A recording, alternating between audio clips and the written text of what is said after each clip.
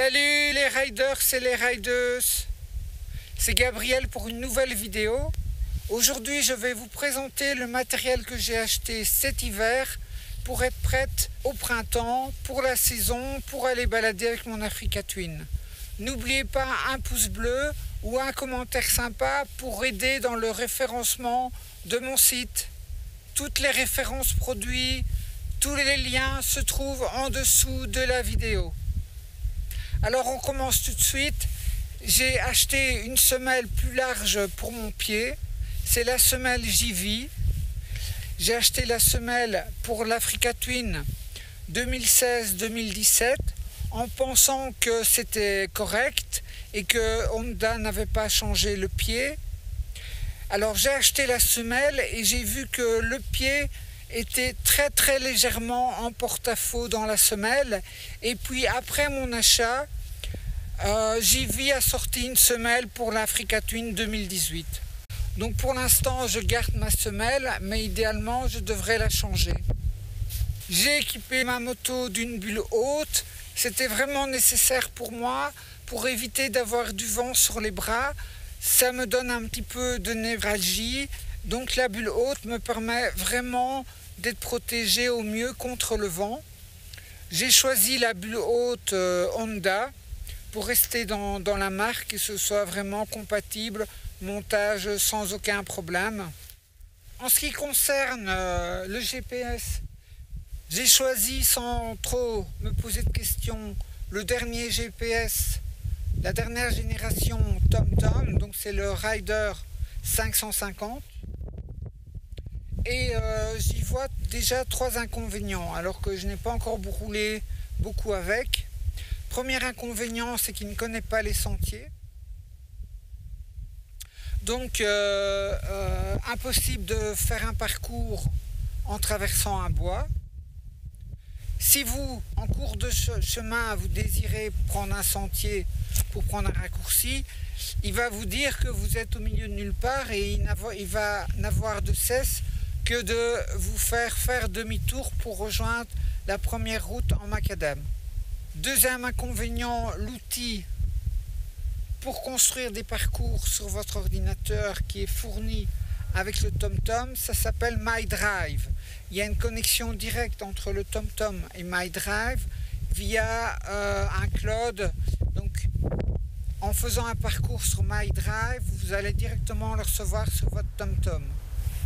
Ça, c'est très bien, sauf que MyDrive, c'est vraiment un outil qui est peu performant, qui est vraiment succinct, qui est vraiment très primitif. Par exemple, si vous faites un parcours, vous ne savez rentrer que 30 points. Et à chaque point que vous rentrez, si vous voulez zoomer pour voir vraiment la petite route là, vraiment minuscule, et vous voulez passer dessus, donc vous zoomez sur la carte, vous mettez un point sur la route et clique, le logiciel dézoome automatiquement. Donc vous devez de nouveau rezoomer pour mettre un nouveau point.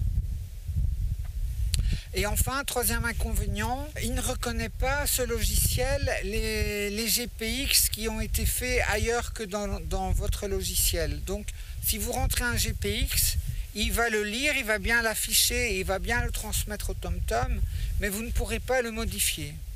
Alors, à mon avis, TomTom a tellement reçu des plaintes que maintenant il offre, quand vous achetez le TomTom Rider, il vous offre une licence de Tire Pro. Donc c'est un logiciel qui permet de construire des GPX. Je ne l'ai pas encore utilisé, je ne le connais pas encore. Mais je vois déjà un inconvénient, c'est que vous allez devoir rentrer vos points d'intérêt 2 fois. Une fois dans MyDrive pour les envoyer au TomTom et avoir vos points d'intérêt sur le TomTom quand vous vous baladez. Et d'autre part, vous allez devoir les encoder sur Tire pour, lorsque vous faites un parcours, passer par les points qui vous intéressent. En ce qui concerne maintenant la position du GPS, j'ai voulu vraiment l'avoir dans les yeux quand je conduis, vraiment au niveau de mon regard, pour ne pas être distrait, devoir tout le temps balayer mon regard de la route vers le guidon et relever, abaisser.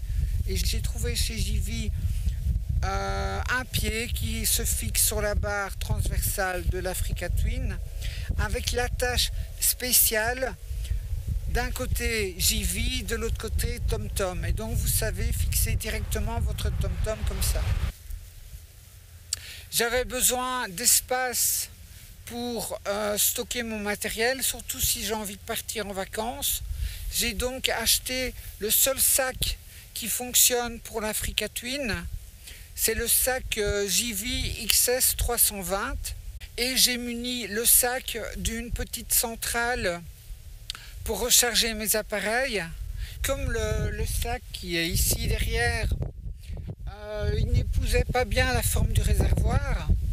Ce que j'ai fait, c'est j'ai pris une lanière que j'ai cousue avec des attaches à la bonne dimension et que j'attache à l'arrière du sac. Donc je fais passer les lanières en dessous du réservoir et puis j'accroche la lanière au sac, ce qui permet de tirer le sac vers le bas, puisque en fait le sac est amarré par l'arrière. J'ai donc coupé la lanière qu'on attache au guidon.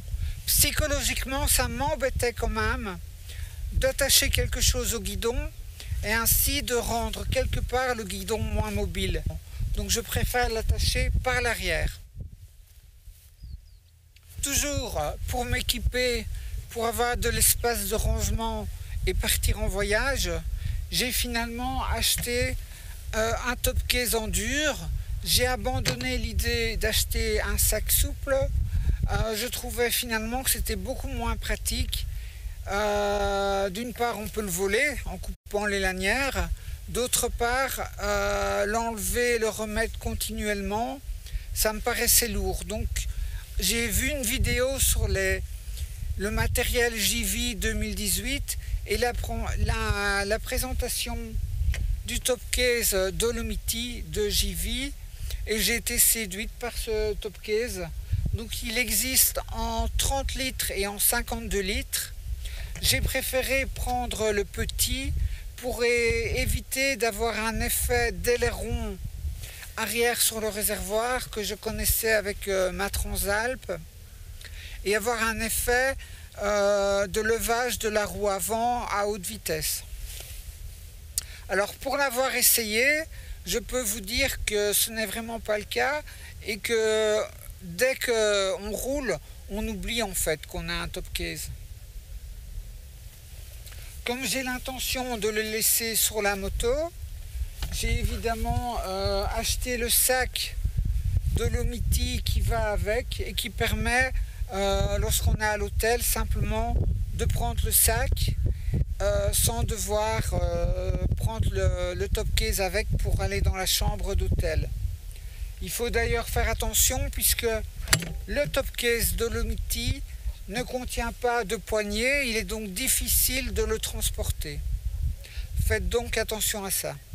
Alors le top case Dolomiti nécessite une platine, ce que j'appelle une platine, c'est le porte-paquet, nécessite une platine monoquille ou monoquet en français.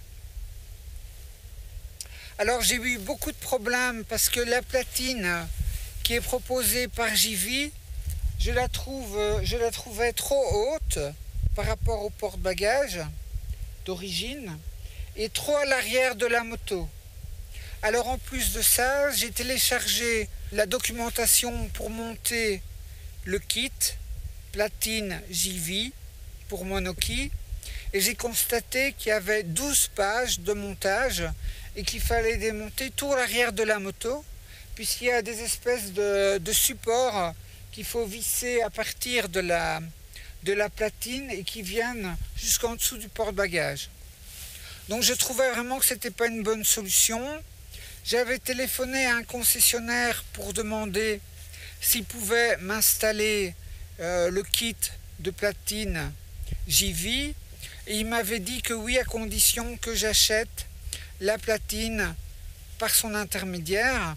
J'étais pas très contente puisque j'ai essayé d'acheter tout mon matériel avec des promos sur internet Donc j'avais pas envie d'une part de devoir payer un garagiste pour me la monter et d'autre part de lui acheter à des prix catalogue. J'avais envie d'avoir une bonne réduction. J'ai longtemps cherché, j'ai cherché bien 2 semaines une solution. J'ai beaucoup surfé sur internet, j'ai beaucoup lu et puis finalement c'est sur un forum de l'Africa Twin en allemand que j'ai trouvé quelqu'un qui avait le même problème que moi et qui énumérait toutes les solutions. Alors parmi toutes les solutions, il y avait construire sa platine soi-même, acheter une platine JV et refaire des trous autrement, etc., etc.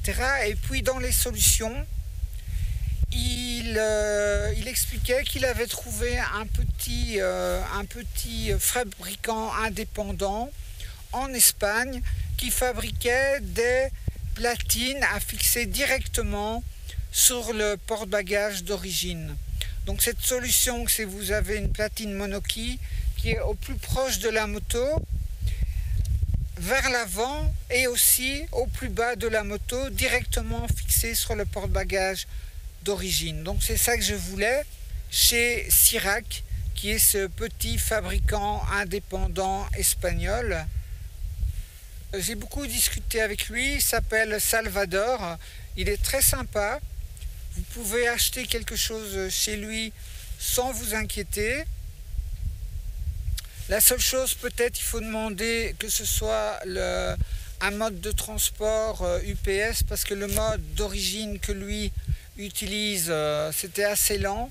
Et à Bruxelles, j'ai perdu le colis, j'ai dû attendre 3 jours à Bruxelles. Mais vous pouvez franchement acheter chez lui, c'est quelqu'un de très sérieux. Et alors, il offre à mes abonnés 8% de réduction avec le code Gabriel19 en majuscule. Voilà, si vous allez chez lui, vous utilisez le code dans le bon de commande, dans l'endroit où il faut mettre le numéro de coupon. Et alors, vous aurez 8% gratuit sur vos achats. Merci Salvador. Alors la dernière chose que je voudrais vous montrer, c'est le porte-clés que j'ai acheté. Le porte-clés JV, c'est un porte-clés à 6 €. C'est vraiment pas cher, mais je trouve qu'il est vraiment bien parce qu'il n'a aucune fioriture métallique, donc il n'y a rien qui peut griffer la moto. Alors à l'intérieur, moi j'ai rajouté un deuxième anneau. Et je mets dans cet anneau les clés annexes au moteur. Donc par exemple la clé du cadenas en U, la clé de ma chaîne, la clé de mon top case, etc. Et quand je roule, en fait, je rentre toutes les clés, je ferme la tirette et je ne laisse dépasser que l'anneau avec la clé du moteur. Donc comme ça, il n'y a rien qui peut griffer le tableau de bord de ma moto. J'espère que cette petite vidéo vous aura plu, qu'elle vous permettra de vous aider quand vous achetez votre matos. Ma prochaine vidéo, ce sera donc une vidéo spéciale Urbex, puisque nous allons aller visiter un château abandonné. Je vous dis à très bientôt, n'oubliez pas le petit pouce bleu, je vous embrasse, soyez prudents sur la route. Ciao!